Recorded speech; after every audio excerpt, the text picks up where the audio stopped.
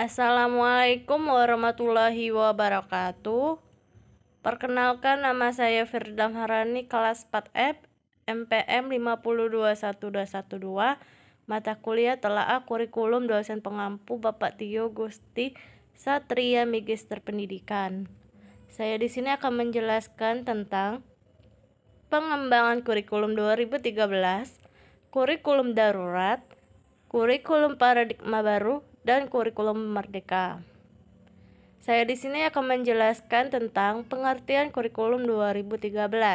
Pengembangan kurikulum 2013 merupakan langkah pengembangan kurikulum berbasis kompetensi yang telah dirintis pada tahun 2004 dan KTSP 2006 yang mencangkup kompetensi sikap, pengetahuan, dan keterampilan secara terpadu dengan tujuan untuk mendapatkan kualitas peserta didik sebagai generasi penerus bangsa yang lebih baik.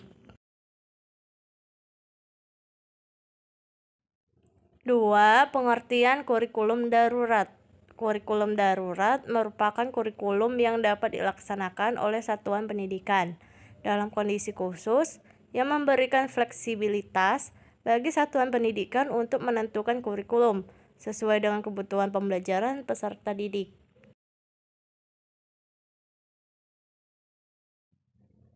3. Pengertian kurikulum paradigma baru. Pengertian kurikulum paradigma baru merupakan kurikulum berbasis kompetensi untuk mendukung pemulihan pembelajaran dengan menerapkan pembelajaran berbasis proyek, sehingga dapat meningkatkan kemampuan siswa untuk mengembangkan karakter pada diri siswa. 4.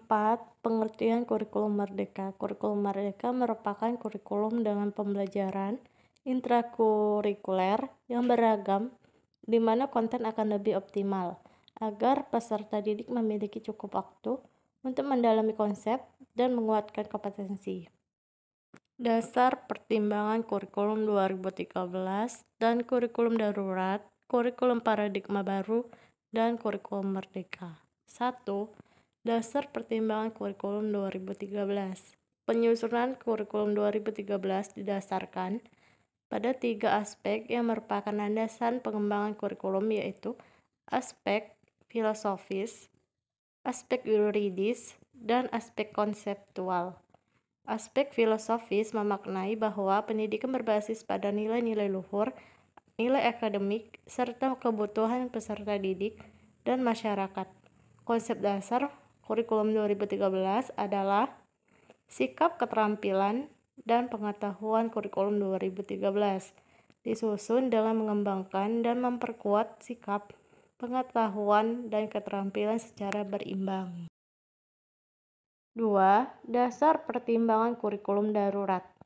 Dasar pertimbangan kurikulum darurat yaitu untuk mementingkan kesehatan dan keselamatan peserta didik, pendidik, tenaga kependidikan, keluarga, dan masyarakat, serta tumbuh kembang peserta didik dan kondisi psikolososial menjadi pertimbangan dalam pemenuhan layanan pendidikan selama masa COVID-19. 3. Dasar pertimbangan kurikulum paradigma baru. Dasar pertimbangan kurikulum ini mempertimbangkan pada penyusunan jam pelajaran agar sekolah bisa merdeka dalam menyusun jam pelajaran tersebut, dan pendekatan pembelajaran lebih fleksibel, dan pada struktur kurikulum berupa kegiatan intrakurikuler dan kegiatan proyek. 4. Dasar pertimbangan kurikulum merdeka. Dasar pertimbangan metode pembelajaran yang mengacu pada pendekatan bakat dan minat. Para pelajar dapat memilih pelajaran apa saja yang ingin dipelajari sesuai dengan passion yang dimilikinya. Rasiologis pengembangan kurikulum 2013, kurikulum darurat, kurikulum paradigma baru, dan kurikulum merdeka. 1.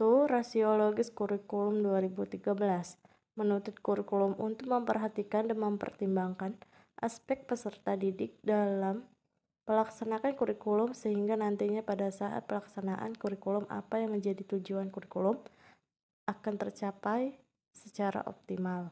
2. Rasiologis kurikulum darurat. Rasiologis pengembangan kurikulum darurat muncul sebagai jawaban atas keterbatasan dalam proses belajar mengajar di tengah pandemi COVID-19. 3. Rasiologis kurikulum paradigma baru. Rasiologis pengembangan kurikulum paradigma baru dalam proses pelaksanaan pembelajaran satuan pendidikan tidak terbatas pada satu pendekatan saja, berbeda dengan K13 yang hanya menggunakan pendekatan saintifik.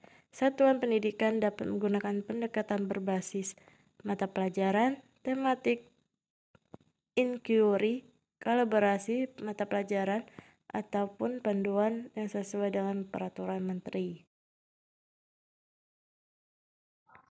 4. Rasiologis kurikulum merdeka. Kurikulum merdeka ini dengan pembelajaran intrakurikuler yang beragam di mana konten akan lebih optimal, agar peserta didik memiliki cukup waktu untuk mendalami konsep dan menguatkan kompetensi.